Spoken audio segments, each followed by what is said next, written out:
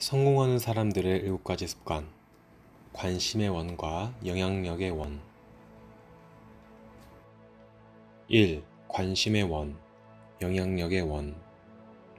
자신의 주도성 정도를 자각할 수 있는 또 하나의 좋은 방법은 바로 자신의 시간과 에너지를 어디에 집중하는가를 살펴보는 것이다. 우리는 저마다 광범위한 관심의 영역을 가지고 있다. 여기에는 예컨대 자신의 건강, 자녀, 직장, 핵전쟁 등 여러 가지가 있다. 관심의 원을 그리고 모든 관심의 원 영역을 그 안에 포함시켜 보자. 이렇게 원 안에 관심 영역을 써 넣음으로써 특별한 정신적 혹은 감정적인 관심이 없는 영역과 구분할 수 있다. 이제 관심의 원 안에 들어있는 대상들을 살펴보면 우리가 전혀 통제력을 갖지 못하는 것과 통제력을 갖고 있는 것으로 구분할 수 있다. 나아가 통제력, 즉 영향력을 발휘할 수 있는 대상들을 더 작은 영향력의 원 내에 둠으로써 전자와 구별할 수 있다. 이 두 가지 영역 중 어디에 시간과 에너지의 대부분을 집중하는가를 살펴보면 자신의 주도성의 정도가 어떠한지를 발견할 수 있을 것이다. 주도적인 사람은 자신의 노력을 영향력의 원에 집중한다. 이들은 가진 에너지의 본질은 영향력의 원을 증가시키는 긍정적, 적극적, 확장적 특성이 있다. 이와 반대로 반사적인 사람은 자신의 노력을 관심의 원에 집중한다. 이들은 관심을 다른 사람의 약점, 환경상의 문제, 자신이 통제하지 못하는 여건 등에 집중한다. 반사적인 사람들은 이 같은 대상에 관심을 집중함으로써 비난하고 책망하는 태도, 반사적인 말, 피해의식의 증대와 같은 결과를 초래한다. 그런데 이 같은 대상에 집중하면 부정적, 즉 소극적 에너지가 나타나게 되고 또 자신의 영향력권 내에 있는 것에 무관심해지기 때문에 마침내는 영향력의 원을 축소시킨다. 관심의 원 안에 있는 대상의 노력을 집중하면 이것들은 자신을 통제하도록 권한을 주는 셈이다. 그 결과 긍정적인 변화를 일으키는 데 필요한 주체적인 주도권을 잡지 못하게 된다. 나는 앞에서 학교에서 심각한 문제를 가지고 있던 우리 아들에 관해 이야기한 적이 있다. 아내와 나는 아들이 가진 약점들과 다른 사람들이 그를 대하는 태도 때문에 걱정이 많았다. 그런데 이러한 대상은 우리의 영향력과는 거리가 먼 관심의 원에 있었다. 따라서 여기에 노력을 집중하는 동안 우리는 능력 부족과 무기력감을 느꼈을 뿐만 아니라 아들의 의존감만 크게 하고 그 밖에는 아무것도 달성하지 못하였다. 그러나 우리 부부가 그에 대해 가진 패러다임, 즉 영향력의 원에 있는 대상에 관심을 집중했을 때 우리 스스로를 변화시키는 적극적인 에너지를 창조해내기 시작했고 마침내 우리 부부는 물론 아들에게도 영향을 미치게 되었다. 조건이나 여건에 대해 걱정하는 대신 자신이 할 수 있는 것을 행한 것이 바로 주위 여건에도 영향을 미칠 수 있게 한 것이다. 지위와 부, 역할 또는 인간관계 때문에 한 개인이 가진 영향력의 원이 관심의 원보다 큰 경우가 있다. 이러한 상황은 자신을 감정적인 근시안으로 만들고 천박하고 경솔한 영향력을 행사하도록 한다. 즉, 자신의 생활 스타일을 관심의 원에 집중함으로써 무절제하고 이기적이며 대응적으로 된다. 주도적인 사람은 우선순위를 가지고 영향력을 행사하며 그것을 효과적으로 행사하는 것에 대한 책임을 받아들이기 때문에 최소한 영향력의 원과 같은 크기의 관심의 원을 가지고 있다. 직접적 통제, 간접적 통제, 통제할 수 없는 경우. 우리가 직면하는 문제들은 구분하면 다음 세 가지 중 하나에 속한다. 직접적인 통제를 할 수 있는 경우, 자신의 태도와 관계되는 문제. 간접적인 통제를 할 수 있는 경우, 타인의 행동과 관계되는 문제. 통제할 수 없는 경우, 과거나 상황이 만든 현실과 같이 우리로서는 어떻게 할 수 없는 문제. 주도적인 접근 방법은 우선 이 세 종류의 문제들을 해결할 때 현재의 영향력의 원 내에 있는 해결책부터 실천을 시도하는 것이다. 직접적인 통제를 할 수 있는 문제는 우리의 습관을 다룸으로써 해결된다. 이는 분명히 우리의 영향력의 원 안에 있는 것으로 습관 1, 2, 3인 개인의 승리에 해당되는 것이기도 하다. 간접적인 통제를 할 수 있는 문제들은 영향력을 행사하는 방법으로 바꿈으로써 해결된다. 이것은 습관 4, 5, 6에 해당하는 대인관계의 승리이다. 나는 개인의 영향력을 행사하는 방법이 30여 가지나 된다는 사실을 알아냈다. 그리고 그것들을 공감대 대결, 사례 제시대 억지 설득 등과 같이 각기 그 성격이 천차만별이다. 그런데 대부분의 사람들은 30여 가지나 되는 많은 방법 중에 3, 4개만 주로 사용한다. 그 예로 사람들은 보통 이성적인 설득으로 시작하지만 이것이 먹혀 들어가지 않을 때에는 언성을 높이거나 싸운다. 우리가 상대방을 조정하기 위해 캐캐묻고 비효과적인 방법을 사용하려고 애쓰지 않고 영향력 있는 새로운 방법을 배울 수 있다면 얼마나 신나는 일이겠는가. 통제할 수 없는 문제에 관해서는 얼굴에 주름살이 안 생기도록 하면 된다. 즉, 웃으면서 진지하고 편안하게 받아들이고 싫더라도 기꺼이 인정해가며 사는 방법을 배우는 것이다. 이렇게 하면 이 같은 분들도 우리를 더 이상 통제하지 못한다. 이제 알코올 중독자 자주치료협회에서 하는 기도 속에 들어있는 정신을 함께 음미해보자. 주여, 저에게 변화할 수 있고 또 변화되어야 하는 것을 변화시킬 수 있는 용기를 주소서. 우리 힘으로 변화시킬 수 없는 것들은 그대로 받아들일 수 있는 침착함을 주시옵시고 그 차이들을 구별할 수 있는 지혜를 주시옵소서. 당면한 문제가 직접적 통제, 간접적 통제 또는 통제할 수 없는 것 중 어떤 것이든 해결의 첫 단계는 우리 손에 달려 있다. 이것은 우리가 습관을 바꾸고 영향력을 행사하는 방법을 바꾸며 통제할 수 없는 문제를 보는 관점을 바꾸는 것으로 이 이상의 모두는 우리가 가진 영향력의 원 안에 있다. 간디를 보라. 그는 자신의 반대파들이 의사당에 모여 대영 제국의 인도 국민에 대한 탄압을 성토하면서 그가 그들의 관심의 원에 합류하지 않는다는 사실을 비난하고 있을 때 시골에서 조용히, 천천히, 그리고 눈에 띄지 않게 자신의 영향력의 원을 농민들에게 넓혀가고 있었다. 그 결과 간디에 대한 지지, 신뢰, 믿음의 열기가 점차 전국적으로 확산되었다. 간디는 비록 아무런 공식적 지위나 정치적 지위도 갖지 않았지만 그가 가진 열정, 용기, 단식과 도덕적 설득을 통해 영향력의 원을 확대했고 마침내 3억 인도인을 지배하던 영국을 무릎 꿇게 하였다. 2. 기대와 결의. 우리의 문제가 어떤 원 속에 속해 있는가를 파악하는 방법 중 하나는 그것이 기대적인 것인지 결의적인 것인지를 알아보면 된다. 우선 관심의 원은 기대적인 표현으로 가득 차 있다. 집을 살 때 빌린 돈을 모두 갚을 수 있으면 행복할 텐데 사장이 저런 독재자만 아니라면, 내 남편이 좀 더 무던한 사람이라면, 우리 아이들이 좀 더 말을 잘 듣는다면, 만약 내가 학위를 가졌더라면, 나 스스로 활용할 시간적 여유가 조금만 더 있었다면. 이에 반해 영향력의 원은 결의적인 표현으로 차 있다.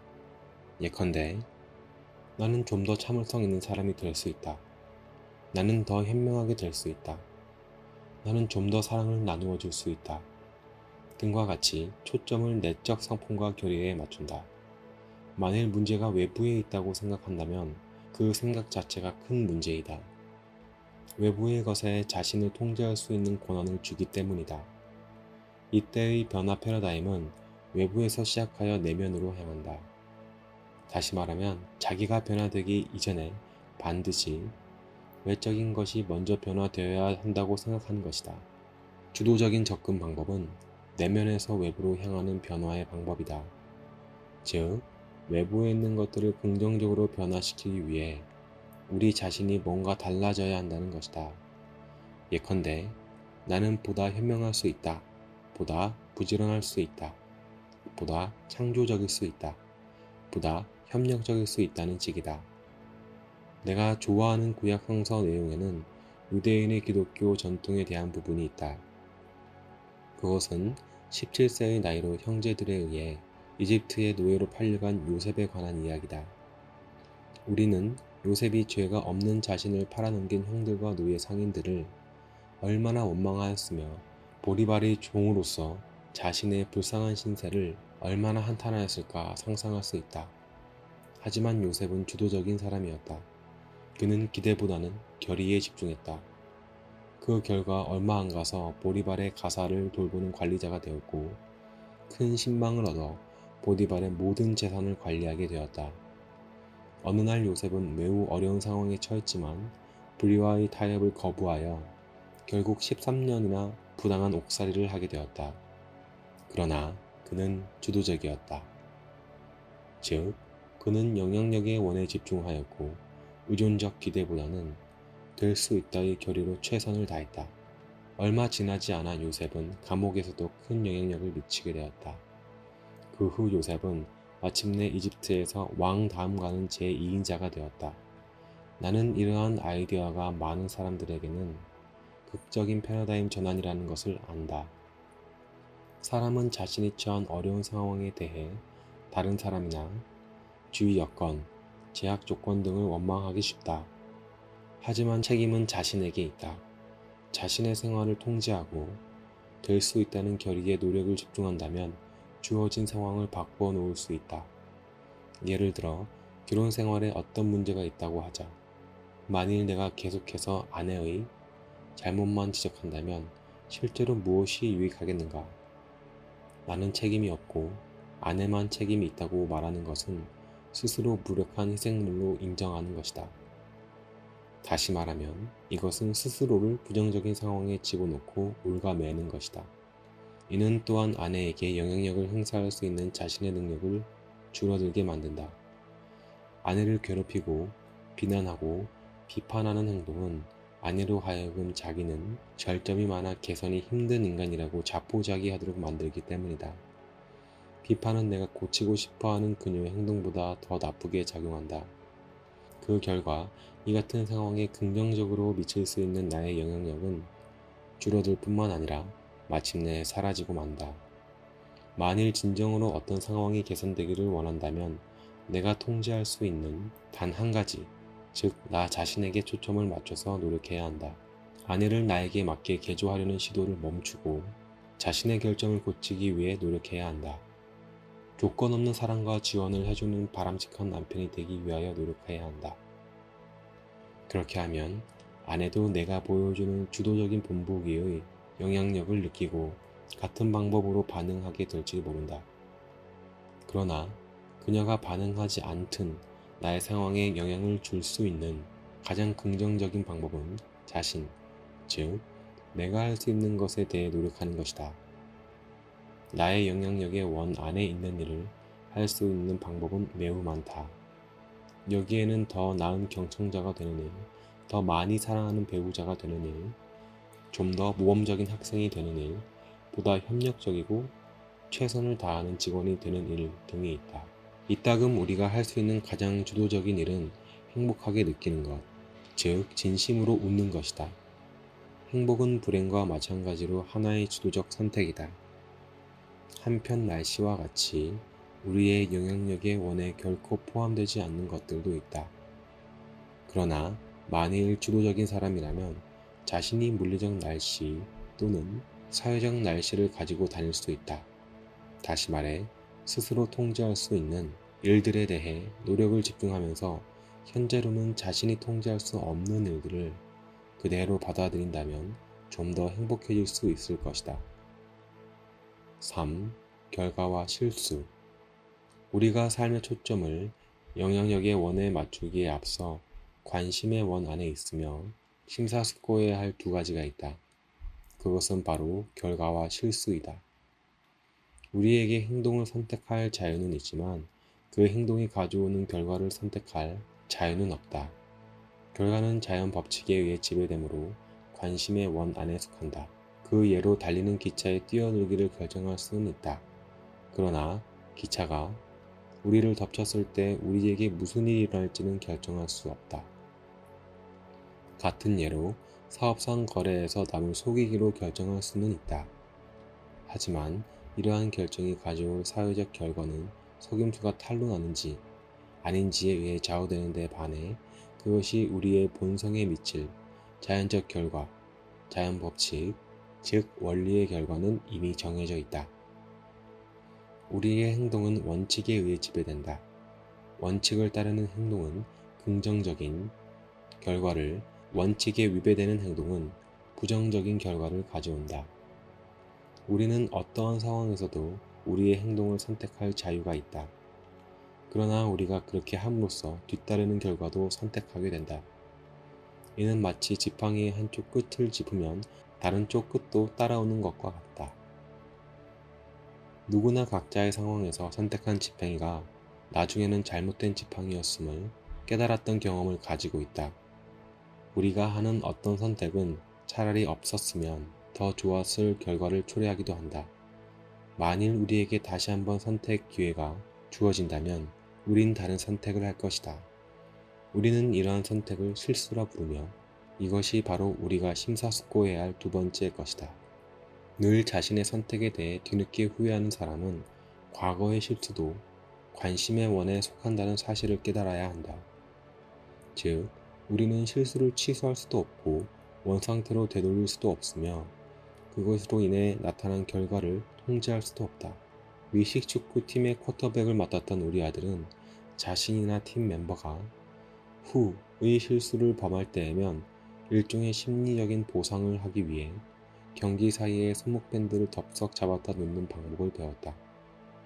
이것은 이미 일어난 실수가 다음 플레이에 영향을 미치지 않도록 결의하고 경기에 임하려는 것이다. 실수에 대한 주도적인 해결 방법은 실수를 즉시 인정하고 수정해서 그로부터 교훈을 얻는 것이다. 이렇게 하는 것은 실패를 성공으로 바꾼다. 성공은 실패의 다른 한편에 있다. 라고 IBM 창립자인 토마스 왓슨은 말했다. 그러나 실수를 인정하지 않고 그것을 고치지 않고 또 그것으로부터 교훈을 얻으려 하지 않는다면 이것은 또 하나의 큰 실수이다.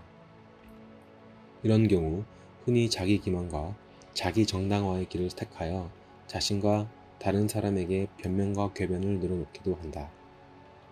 게다가 이 두 번째 실수는 첫 번째 실수를 덮어주고 정당화시키며 나아가 부적절한 중요성을 부여하기 때문에 자신에게 보다 깊은 상처를 주는 원인이 된다. 우리에게 가장 큰 상처를 주는 것은 다른 사람이 우리에게 하는 행동도 우리 자신이 범하는 실수도 아니다. 오히려 그러한 실수들에 대응하는 우리의 태도이다. 우리가 만일 우리를 문독사를 잡으려고 쫓아간다면 몸 전체에 독이 더 빨리 퍼질 것이다. 따라서 그것보다는 즉시 그 독을 제거하기 위해 조치를 취하는 편이 더 낫다. 실수를 어떻게 대처하는가는 삶의 질에 큰 영향을 준다. 따라서 실수를 즉시 인정하고 고침으로써 이 같은 실수가 앞으로의 삶에 영향을 미치지 못하게 한다면 우리는 다시 무한한 능력을 갖게 된다. 4. 약속과 이행. 영향력의 원에 가장 중요한 것은 약속하고 그 약속을 지킬 수 있는 능력이다. 다시 말해 자신 및 다른 사람에게 약속을 하고 이를 성실하게 지키는 것이야말로 주도성의 본질이자 명확한 표현이다. 이것은 또한 자기 성장의 본질이다. 우리는 자아의식과 양심이라는 천부적인 능력을 통해 결정과 개선해야 할 점, 개발해야 할 재능, 또 바꾸거나 없애야 할 버릇 등을 의식하게 된다. 그 다음에 우리는 상상력과 독립의지를 활용하여 문제의 해결에 착수한다. 즉, 결심을 하고 목표를 설정하며 이를 성실히 이행한다. 목표를 이행함으로써 우리는 자신의 인생에서 긍정적인 일들이 일어날 수 있도록 만드는 좋은 성품을 형성하게 되고 또 실제로 이렇게 행동하는 존재가 될 수 있다. 우리가 자신의 생활을 직접적으로 통제하는 데에는 두 가지 방법이 있다. 첫째, 약속을 하고 그것을 지키는 것과 둘째, 목표를 설정하고 이를 달성하는 것이다.